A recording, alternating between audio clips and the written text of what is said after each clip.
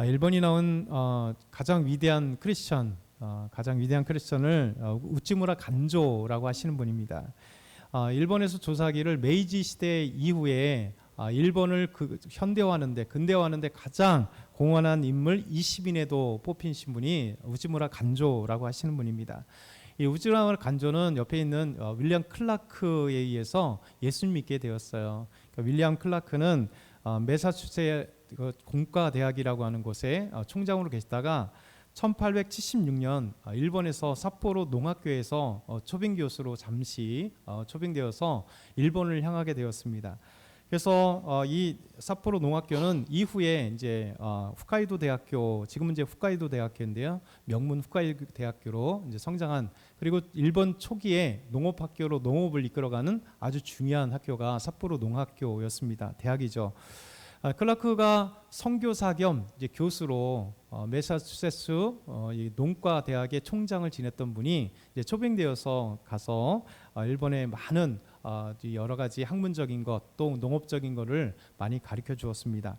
그런데 클라크 이 분이 단순하게 지식을 가르쳐 준 것만이 아니라 이제 학생들에게 복음을 전했어요. 예수 그리스도를 증거함으로 말미암아 이 윌리엄 클라크를 통해서 메이지 시대에 가장 영향력이 있는 일본 위대한 지도자들을 많이 이분이 이렇게 가르쳤습니다. 그래서 메이지 시대를 이끌어갔던 많은 영향력을 끼칠 수 있는 분이 클라크를 통해서 이제 배출이 되게 되었습니다.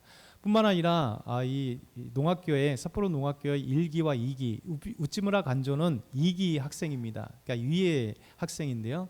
15명이 이 클라크에 의해서 일본인 농학교에 다녔던 학생들이 15명이 예수 믿고 그분들이 이제 세례를 받았습니다. 그래서 클라크에 의해서 이제 세례를 받고 예수 믿은 사람 중에 우찌무라 간조가 아주 유명한 분이십니다. 이 클라크라는 분이 이제 이 삿포로 농학교에서 학생들을 가르칠 뿐만 아니라 성경을 가르치고 예수님을 전하다 보니까 일본 정부에서 이제 1년 동안 그가 초빙 교수로 섬겼다가 쫓아냈어요. 기독교인들을 기독교로 개종하고 세뇌시켰다는 이유로 1년 만에 이제 쫓겨나게 되었습니다. 그러면서 배에서 클라크 선교사님, 클라크 교수님이 한마디 유명한 말이 있죠. 여러분도 많이 들어봤을 겁니다. Boisterous be ambition이라고 하는 소망이여 소년이여 야망을 가져라, 이렇게 얘기합니다.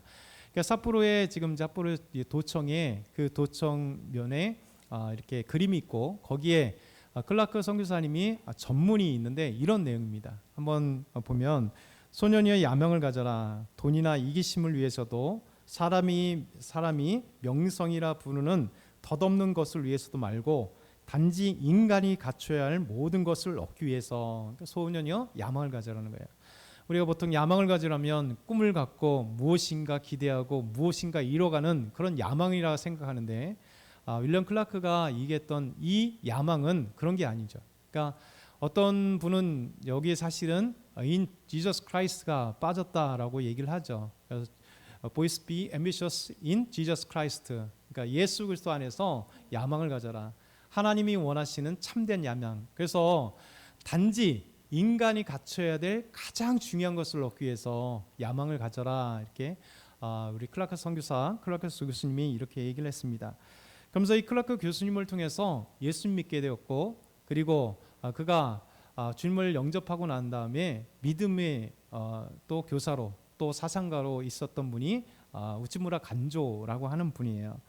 우찌무라 간조가 일본이 이제 조선을 침략하고 만주를 병합하고 중국을 이제 침략하면서 승승장구할 때 모든 일본인들은 환호를 보냈잖아요. 대동아 전쟁을 승리로 이끌어가는 모습을 보면서 일본인들은 자긍심을 갖고, 또 일본의 교회들은 오히려 축하 예배를 드릴 정도로 이렇게 일본이 하나 되어서 그들의 침략 야욕이 오히려 일본의 아주 장성한 것을 전 세계를 우리가 다 바꿀 수 있다라고 하는 그런 마음들을 갖고 승승장구해 나갈 때 우찌무라 간조가 홀로 이 전쟁은 잘못된 전쟁이다. 이 대동아 전쟁은 잘못된 전쟁이다.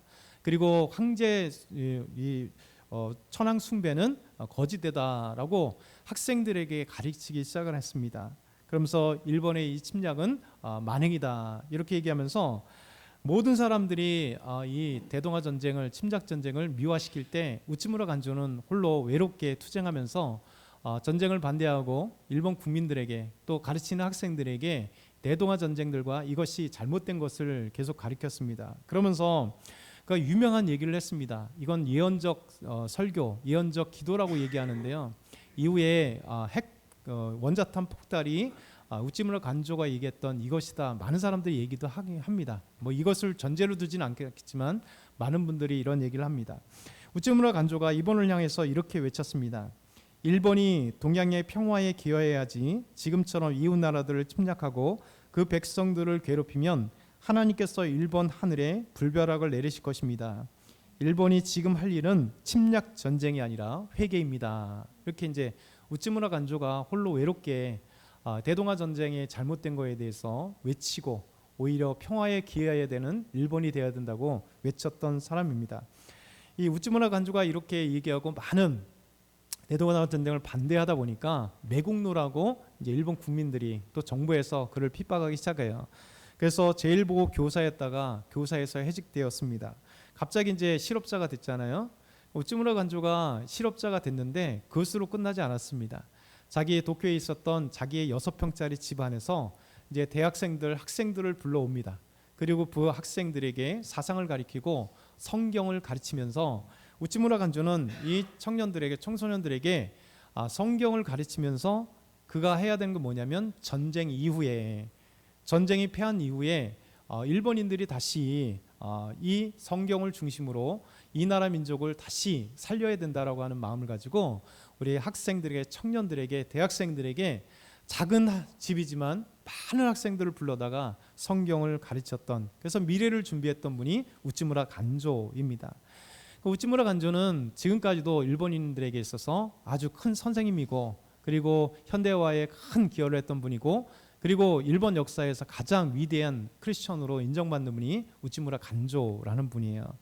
우찌무라 간조가 이제 마지막에 자기가 죽기 전에 자기 묘비명에 이렇게 써달라고 예언했고, 그 도쿄 근방에 우찌무라 간조의 묘에 묘비명에 이렇게 쓰여졌습니다. 한번 넘겨주면 이렇게 쓰여 있습니다. 나는 일본의 나이다.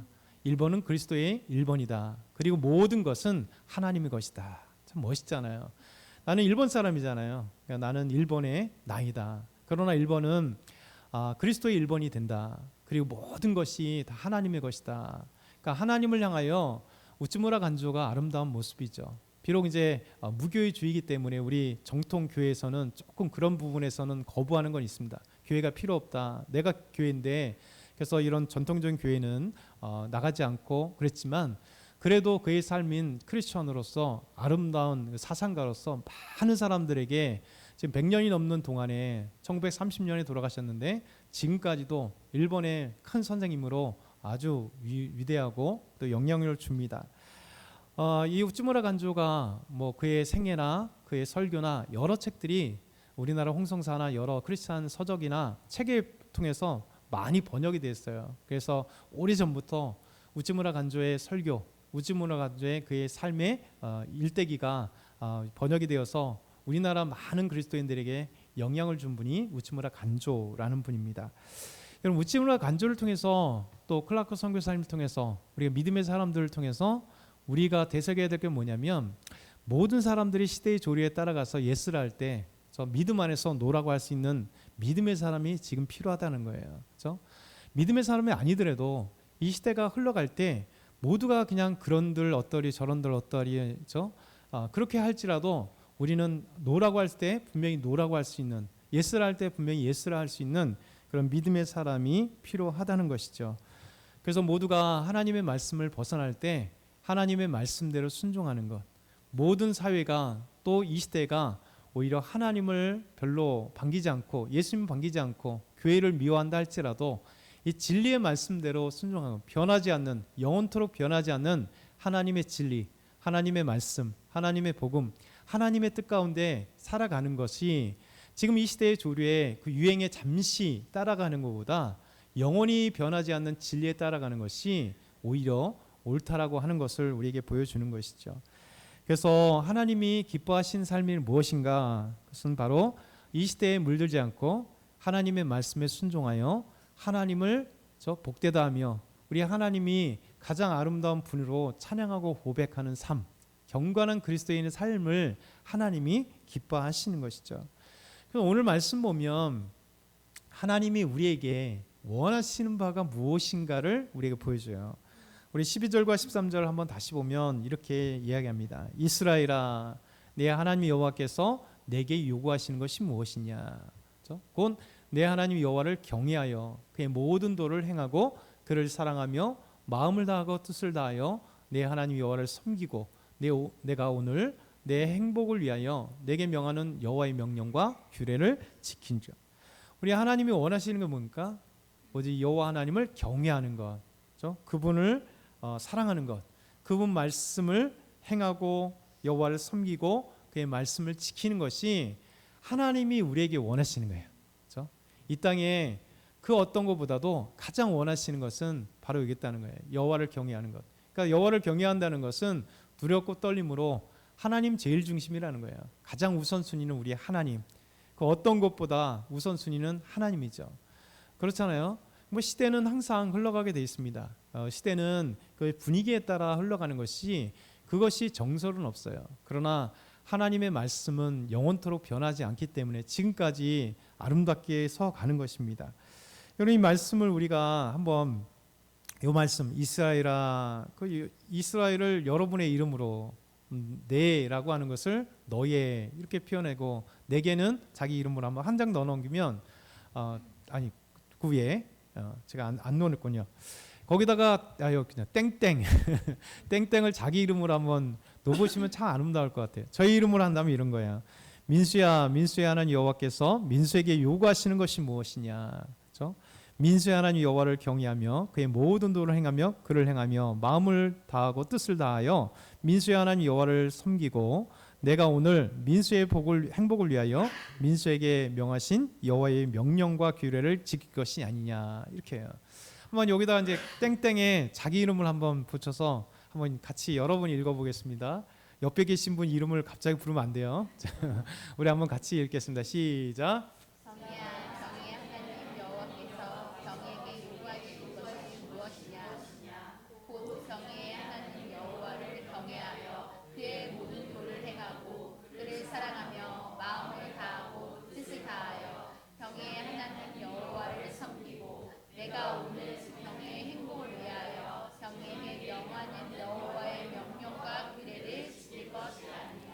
아멘. 이것이 하나님께서 우리에게 요구하시는 바, 가장 기뻐하시는 바예요. 그래서 주님을 경외할 수 있는 것이 얼마나 행복이고 또 우리가 주의 말씀을 행하고 듣고 또 사랑하고 섬기고 지키는 것이 얼마나 기쁨인지 모르겠습니다. 오늘날 예수님께 찾아왔던 한 율법사도 그랬잖아요. 그렇죠? 선생님, 율법 중에 어느 계명이 제일 큽니까? 라고 할 때 마태복음 22장 37절 40절에 보면 이렇게 얘기합니다.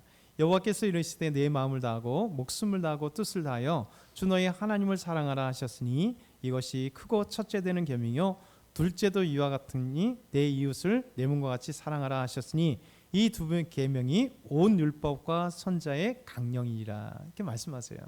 그래서 우리 주님께서 말씀하시기를 내 마음과 뜻과 목숨을 다해서 하나님을 섬기는 거예요. 그리고 그를 사랑하는 거예요. 그 이웃을 사랑하는 거죠. 그러니까 하나님을 섬기고 사랑하는 것, 그 이웃을 사랑하는 것이 하나님께서 지금 이 시대에도 저와 여러분에게 가장 원하시는 거예요.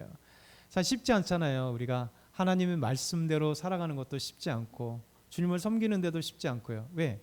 눈에 보이는 건 너무 쉬운데 눈에 보이지 않는 하나님을 따라가는 건 쉽지 않습니다.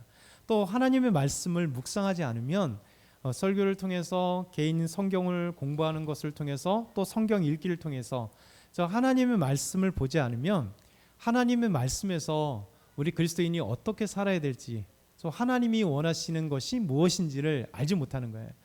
그래서 우리가 끊임없이 하나님의 말씀을 읽고 또 설교를 듣고 성경 공부도 하고 이렇게 말씀을 묵상하는 것, 우리 새벽에 우리가 새벽 예배를 하잖아요. 혹시 못 오신 분들도 우리가 영상을 보면 좀 한번 들어봐야 돼. 계속 들으면요, 계속 듣다 보면 들려요. 그리고 깨닫게 됩니다. 하나님의 말씀을 듣다 보면 이것이 하나님의 뜻이구나, 의미구나 라는 것을 알 수 있게 되는 것이죠. 여러분, 우리 하나님은 우리에게 찾아와요. 그런데 사실 우리가 하나님을 안다는 건 쉽지 않습니다. 그리고 모든 사람이 하나님을 아는 건 아니에요.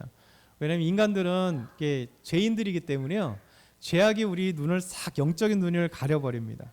그래서 참되신 하나님을 발견하기 어렵습니다. 그러니까 세속의 물에 끼어 있으니까요. 우리 눈에 생각해 보세요. 백내장 이렇게 수술하시는 분이 많잖아요. 백내장이 걸렸다 생각해 보세요. 눈이긴 눈인데 백내장이 걸려서 어두워도 그래서 그리고 요즘에 이제 저도 노안이 계속 몇십 년, 한 10여 년 정도 되니까 노안이 보면 이제 안 보여요. 이렇게 잘. 노안이 생기고 또 눈이 안 좋아서 시력이 안 좋아서 안경을 끼고 하잖아요.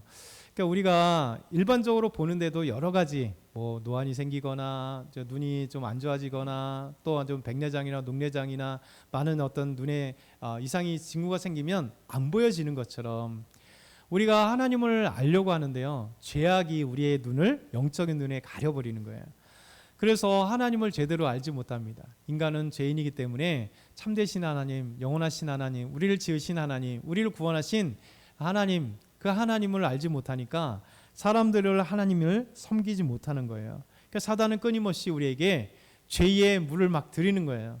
영적인 이 눈을 가려버리기 위해서 계속해서 우리에게 죄의 영향력 아래서 죄에서 그냥 있게 만드는 겁니다. 그러다 보니까 우리가 주님을 발견하기보다는 죄가 먼저 발견되고 악한 생각들이 우리 안에 가득하게 되는 겁니다.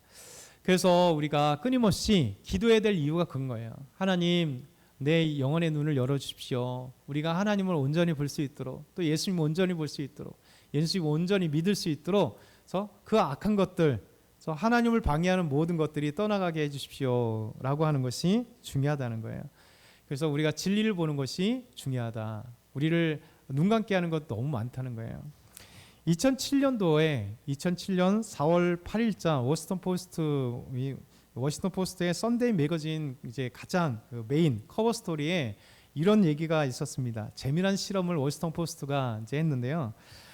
미국이 나온 세계적인 바이올리니스트가 있습니다. 천재적인 바이올리니스트. 이 사람은 조슈아 벨. 그러니까 조슈아가 영어로 조슈아, 우리 말로 아주 유명한 거잖아요. 여호수아가 영어로 하면 조슈아예요. 그러니까 여호수아 벨, 조슈아 벨, 유대계 미국인인데요. 이 조슈아 벨이 우리나라에서도 많이 작년에도 2024년에도 우리나라 와서 내한 공연을 했고요. 여러 차례 한국에도 소개된 아주 유명한 바이올리니스트입니다. 이 조슈아 벨에게 워싱턴 포스트가 이 조슈아 벨에게 의뢰해서 한 가지 실험을 했어요. 그 시험이 2007년 4월 8일자에 소개되었는데요. 이분 2007년 1월 10일 워싱턴 랑팡 지하철역에서 한 가지 실험을 했습니다. 이분이 이제 출근길에 얼마나 바쁘겠어요. 출근길에 있는데 조슈아 벨이 평범한 이제 그 거리의 악사처럼 이제 야구 모자 하나 둘러쓰고 아주 이제 허름한 옷을 입고 그리고 이제 그곳에서 연주를 하면서 지나간 사람들에게 돈을 주잖아요. 그러면서 그 얼마나 이제 많은 사람들이 관심을 갖는가, 그리고 돈을 거기에다 넣는가 생각하고 그가 열심히 45분 동안 열심히 연주를 했는데 그가 번 돈은 32달러였다는 거예요. 그래서 조슈아 벨이 사실 연주했던 그 악기는요, 저 악기가 1717년산 바이올린입니다. 그러니까 지금 시가로 그 당시에 한 10년 전 전이니까 그 당시가 약 70억이 넘는, 현 시가에 70억이 넘는 바이올린이었으니까 지금으로 하면 아마 100억이 넘는 바이올린. 그러니까 유명한 이 바이올리니스트는 자기가 구매하지 않잖아요. 그러니까 아주 유명한 독일의 뭐 그런 악기, 그런 악기에서 무상으로 이렇게 그가 평생에 쓸 수 있도록 이렇게 제공해 줍니다. 그리고 나서 그가 이제 은퇴하면 다른 사람에게 또 주는. 그래서 우리나라 유명한 바이올리니스트나 아니면 첼리니스트 이런 분들도, 특별히 바이올리니스트 같은 경우도 유명한들 뭐 20억, 50억 되는 것들이 자기가 사는 게 아니라 유명 그 회사 오래된 그 명품을 빌려줘요. 그러니까 조슈아 벨도 마찬가지겠죠. 100억이 넘는 이 1717년이라고 하는 명품 바이올린으로, 모습은 행색은 거리 악사처럼 했지만 그가 이 100억이 넘는 바이올린으로 연주를 하고 그렇게 연주를 했던 겁니다. 그런데 최신의 명곡을 했음에도 불구하고 45분 동안 지나갔는데 2분 넘게, 그리고 전곡을 끝날 때까지 들었던 사람이 딱 5명이라는 거예요. 그러니까 45분 동안 이 지하철역에 1000여 명이 지나갔는데 관심을 두고 조시아 벨의 음악을, 이 바이올린 소리를 듣는 사람이 없었다는 거예요. 사실 이 조시아 벨은요, 여기 실험에 참가하기 전에 사흘 전에 보스턴에서 보스턴 심포니 홀에서 공연을 했는데 전석 매진 될 정도로 유명한, 미국에서도 가장 유명한 바이올리니스트 중에 하나, 세계적인 바이올리니스트라고 할 만한 그런 분이었습니다. 그래서 워싱턴 포스트가 이 실험을 끝나고 나서 이제 그 커버 스토리에 뭐라고 표현했냐면 돼지 목에 진주 목걸이 이런 표현한 거예요. 아무리 유명한 그 바이올리니스트가 행색이 그냥 초라한 그 사람의 모습으로 이렇게 하니까 사람들이 음악을 알아보지 못하고 겉행색의 거리 악사의 하나라고 생각하고 누구도 기울이지 않는 단 5명의 사람만이 기울였던, 그래서 32달러를 벌었던 이분이 한 번 하면 뭐 몇천 몇억씩 벌겠죠. 그런데 그 아름다운 곡을 보지 못한 것이죠. 그럼 왜 그럴까요? 사람들은 눈이 가렸다는 거예요. 그래서 조시아 벨의 이 워싱턴 포스트와 함께 실험을 했던 것이 전 세계에 이제 워싱턴 포스트의 이제 썬데이 매거진의 커버 스토리 이만큼 할 정도로 아주 유명한 얘기가 된 것, 전 세계도 유명화된 게 그런 거죠. 그러니까 우리는 보이지 않게 우리의 선입견이나 우리의 어떤 보이지 않는 지식이나 우리의 어떤 그 습관이나 많은 것들을 가지고 사람을 평가하고 하다 보니까 진실한 면을 보지 못할 때가 참 많다는 거예요. 그러니까 하나님을 보지 못하는 것도 똑같은 얘기예요. 그래서 우리 안에 죄악 가운데, 우리 안에 하나님을 없는 믿음 안에서 하나님의 모습을 발견하지 못하더라는 것이죠. 그러니까 우리가 하나님을 알 수 있는 것은 단 하나예요. 믿음입니다. 믿음. 그래서 하나님이 우리에게 믿음을 주실 때, 하나님께서 우리에게 찾아오셨을 때 그 믿음을 통해서 영이신 하나님을 보게 되고요, 우리 영이신 예수 그리스도를 보게 되고 영이신 성령님을 느끼고 알 수 있는 거예요. 그러면 하나님을 알게 되면 진리를 알게 되는 거죠. 예수님께서 요한복음 8장 32절에 보면 진리를 알지는 진리가 너희를 자유롭게 하리라 말씀하세요. 그러니까 진리를 알면요, 세상의 흐름의 유행 같은 이 흐름에 따라가지 않고 놓으라고 할 수 있는 자유가 있는 거예요. 여러분, 진리가 없으면 괜히 안 따라가면 이상한 거죠. 유행이란 그런 거잖아요. 유행에 뒤처지고 무엇인가 조금 나는 이렇게 생각했잖아요. 유행에 패션 안경 있으면 패션 안경 다 쓰고요, 그렇죠? 뭐 옷도 유행하면 이런 의하면 다 유행을 따라가는 거예요. 사람이란 이렇게 무엇인가 함께 가지 않으면 무엇인가 외롭고 뒤떨어지는 것 같고 나만 홀로인 것 같고 그런 삶을 갖잖아요. 죄악도 마찬가지입니다. 그러니까 죄악의 세상에 죄악과 따라가지 않으면요, 우리가 보이지 않게 이상하게 되는 거예요. 그렇죠? 다른 사람들이 다 어제 이제 드라마 제가 한가를 잠깐 봤는데, 한 드라마 하나가 뭐냐면 어제부터 시작하는 드라마인데 제목은 얘기 안 하겠습니다. 주인공이 회사를 갔는데 잘해주는 상사 한 분이 계셨어요. 여자 상사가 참 잘해줬는데 상사의 이제 임원으로 승진해야 될 상사의 비리를 한번 폭로한 것으로 인해서 그가 이제 엄청난 이제 왕따가 당하고 결국 견디다 못하고 퇴사를 했어요. 근데 그분이 항상 또 잘해주었던 한 여직원이 저 후배 여직원인데, 이 여직원이 이제 그걸 또 가서 불려가서 맞다라고 하는 것 때문에 엄청난 왕따 당해서 그냥 이렇게 독방 같은 그곳에서 수많은 이제 직원들이 이렇게 왕따에 대해서 완전히 찍혀서 되게 힘든 모습을 보게 되는 것. 그래서 그 드라마를 잠깐 봤는데 한 10분 정도 제가 봤는데요. 오늘 볼 겁니다. 재밌더라고요. 근데 뭐냐면 우리가 그런 거잖아요. 그러니까 자연스럽게 모르게 우리도 드라마나 이런 거 보면 화나잖아요. 우리 자녀들이 왕따 당했던 화나잖아요. 근데 대부분 다 보면 사람들이 보이지 않게 이렇게 같이 따라가게 됩니다. 왜냐하면 우리 안에 죄성 때문에. 근데 진리를 알게 되면요, 사람들이 하나님에 대해서, 예수님에 대해서 몰라서 교회를 비방하고 그리스도인의 잘못된 모습을 보면서 참된 모습을 보지 못하는 것을 통해서 하지만, 거기서도 노라고 할 수 있는 우리 하나님은 그러신 하나님은 아니고 예수님 그런 분은 아니고 하나님이 우리에게 말씀하시는 그건 아니다. 비록 우리는 연약하고 우리 믿음의 공동체들이 우리 한 사람 한 사람 나와서 우리가 아름다운 교회의 모습을 보여주지 못하는 것이 우리 책임일지라도 성경은 그렇지 않고 하나님은 그렇지 않다는 것. 담대하게 노라고 할 수 있는 거예요. 그러니까 진리가 오면 그래요. 진리를 알면 우리가 자유롭게 될 수 있는 거예요. 얼마든지 술자리에 가서 술을 노라고 할 수 있고, 죄악의 자리에 가서 노라고 할 수 있는 거고요. 왕따 할 수 있는 곳은 아닙니다.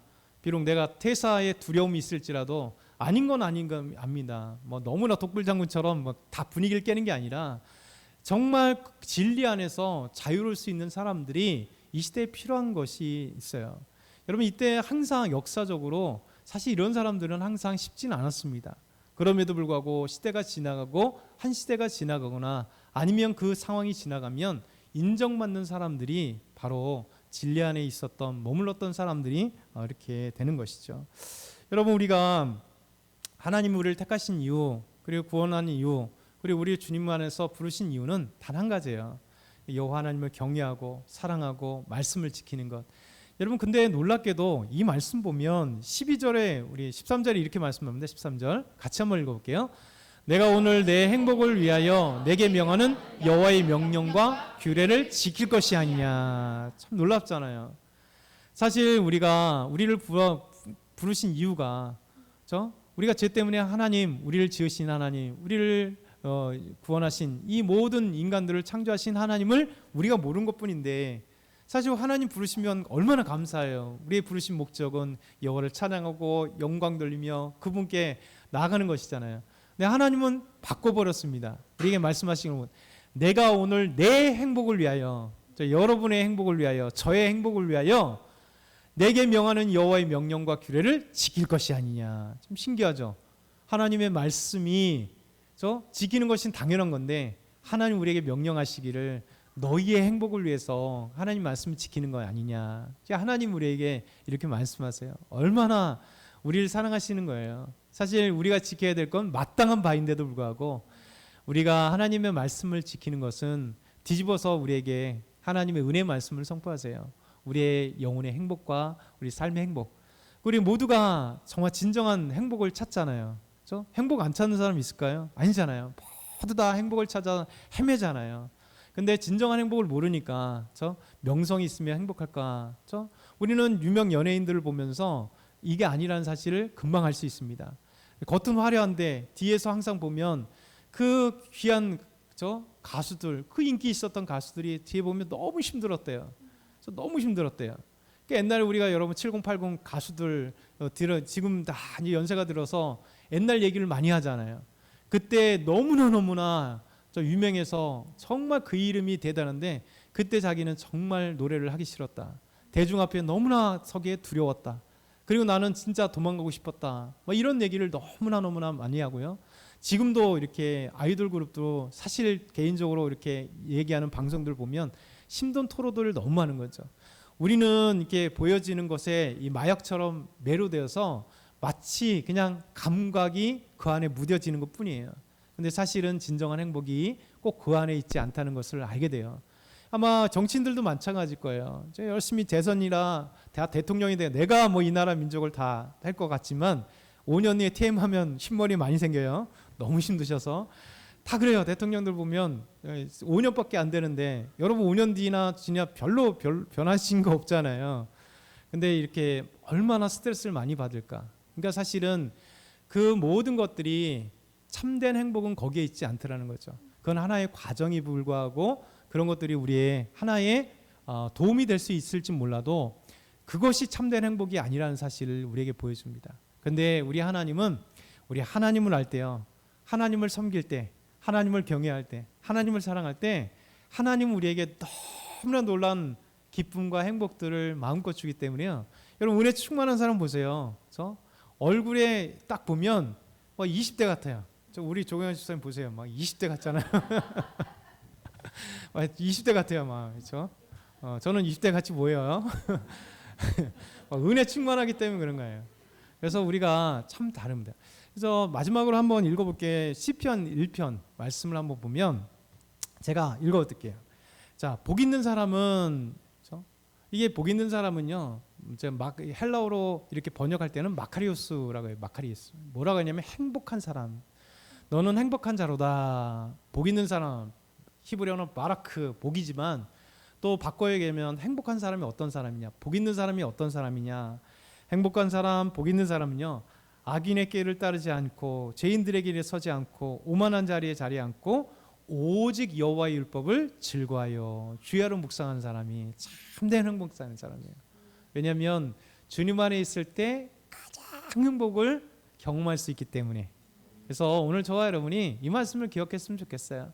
우리 주님께서 이 땅 가운데 다 유행의 흐름 가운데 가는 게 아니라 우리는 참된 주님을 섬김으로 하나님이 기뻐해 주시고 그래서 행복을 누리며 이 시대에 정말 빛과 같은 하나님의 사람들이 다 되길 소망합니다.